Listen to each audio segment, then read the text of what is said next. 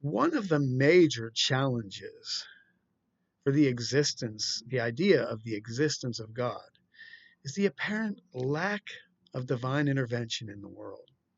All you have to do is read the news on your phone or watch the news on your television, and you'll see that there's a lot of terrible things that happen in the world and very little, in fact, some would say no evidence of any divine intervention to stop it.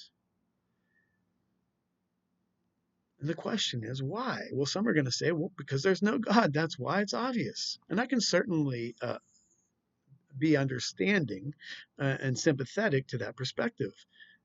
That seems to be a logical conclusion, right?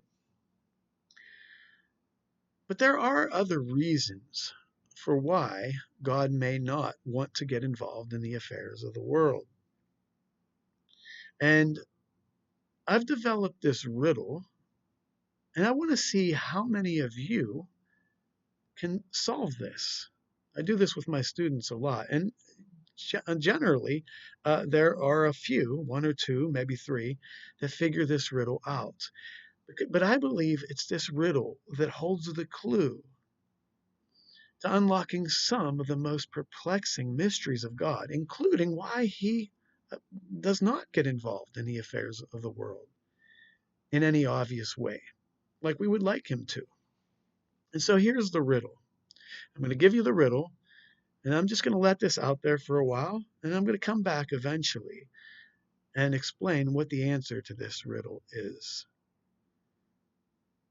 Because I believe it really holds the key to unlocking some of the most perplexing mysteries of God. As you're going to see, I have some beliefs about God that are different than what we've been traditionally taught. Nothing unorthodox, just different. It's not that God doesn't exist. It's that our preconceived ideas, our assumptions about him might be different than we've been traditionally taught. But here's the riddle. What is the one thing that can prevent what is the one thing that could prevent a good, all-powerful God from doing all the good that we would otherwise expect him to do, that would not detract at all from his omnipotence?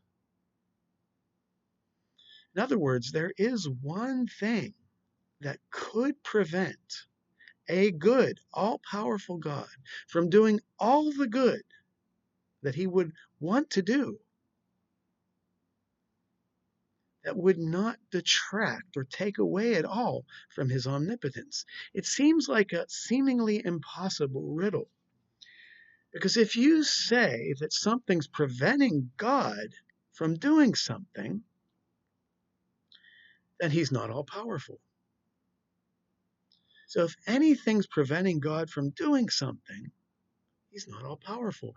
And if he's not all powerful, he's not divine. He's not God. But there is one thing that I can think of that could prevent a good, all powerful God from doing all the good that we would expect God to do, that would not detract at all from his omnipotence, his all powerfulness. And as I said, I believe that the answer to this riddle holds the key to unlocking some of the most perplexing mysteries of